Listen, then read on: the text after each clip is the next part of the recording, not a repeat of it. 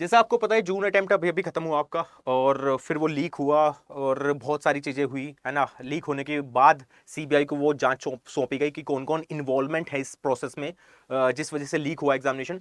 तो सीबीआई ने बोला कि कोई लीक नहीं हुआ है, ये सिर्फ टेलीग्राम चैनल पे जो पेपर आया था वो उसी दिन का पेपर था, बट वो किसी तरीके से सर्कुलेट किया गया दूसरे तरीके से।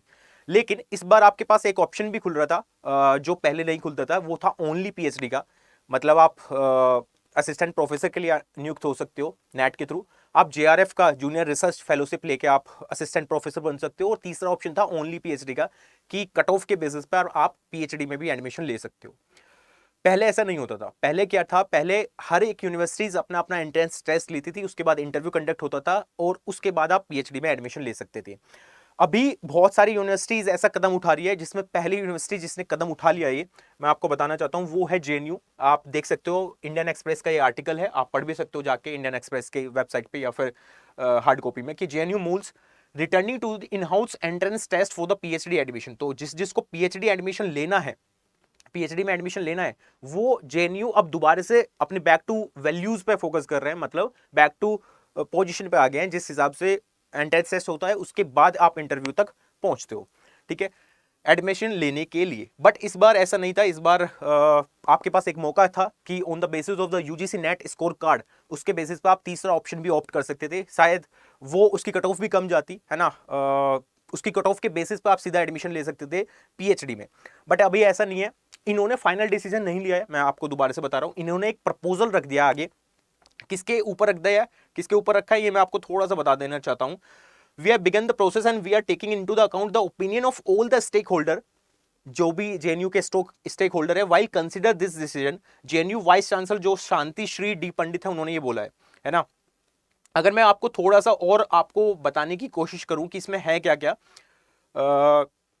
On July 3 Shanti Shri D Pandit initiated the discussion about the reviewing the universities own entrance exam centre. Exam system जैसा पहला होता था कि एंट्रेंस टेस्ट करो, उसके बाद सीधा इंटरव्यू में इंटरव्यू लो और उसके बाद आप पीएचडी में एनरोलमेंट कर सकते हो। ऐसा पहले होता जा रहा था, बट इस बार से जून के थ्रू, मतलब यूजीसी नेट के थ्रू आप सीधा एडमिशन भी ले सकते थे, मतलब इंटरव्यू देके आप सीधा पीएचडी में एनरोल कर सकते थे।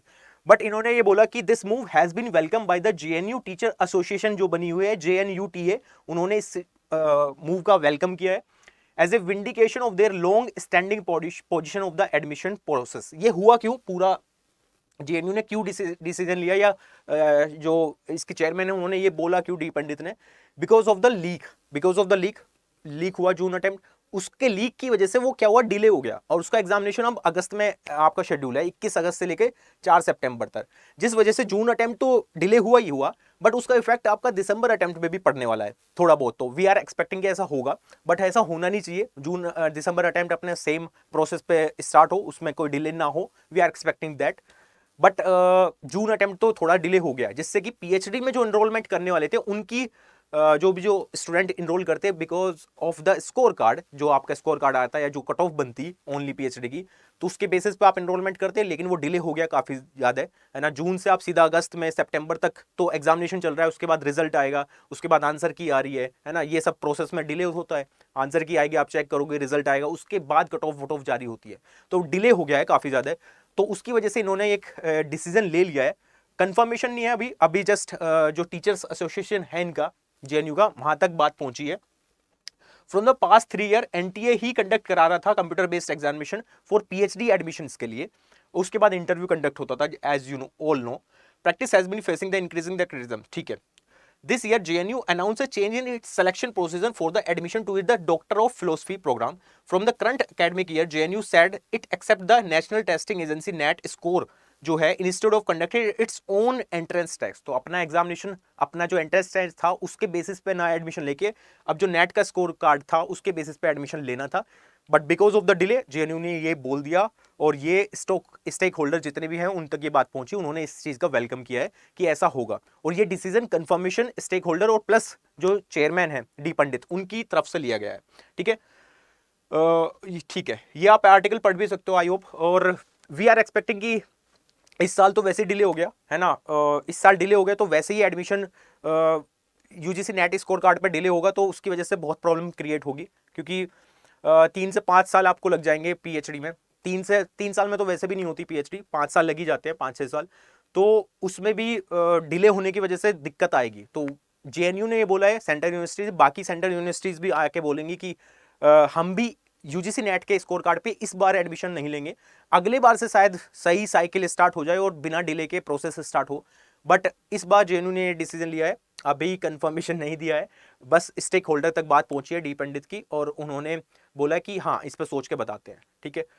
और अभी आप क्या कर सकते हो, देखो बहुत सारे स्टूडेंट तो इसी में कंफ्यूज है, सर री एग्जामिनेशन होगा नहीं होगा, बहुत सारी चीजें आपके दिमाग में चल रही होंगी, मैं समझ सकता हूँ ये बात, क्योंकि डिले होने के बाद लीक हुआ पेपर, वो सब झमेला हुआ, उसके बाद अब आप दोबारा से फोकस्ड हो। अभी आप पढ़ाई मत छोड़ो, टू बी फ्रैंक, जो भी री एग्जामिनेशन देने वाले हैं और जो दिसंबर देने वाले हैं, दिसंबर अटेम्प्ट, उनको फोकस करना चाहिए अपने आप के ऊपर, कहाँ कहाँ फ्लोज हैं, कहाँ कहाँ कमी रह गई थी आपके पास। जो आपका जून अटेम्प्ट जो दिया था, जिनके नंबर कम आ रहे थे या जिनके नंबर अच्छे भी आ रहे थे, वो भी फोकस करो। जिन्होंने अच्छा किया था वो दोबारा भी अच्छा करेंगे, लेकिन जिन्होंने कम अच्छा किया था या जिनके कुछ यूनिट्स नहीं थे और वो बिना तैयारी के या थोड़ी बहुत तैयारी के साथ गए थे, अभी आपके पास मौका है, टाइम है, जुलाई चल रहा है, अगस्त के लास्ट 21 तारीख से स्टार्ट है, तो ठीक ठाक टाइम है, आप इसमें अपनी चीजें अच्छी कर सकते हो, और अच्छी करने के बाद फोकस कर सकते हो एग्जामिनेशन पे।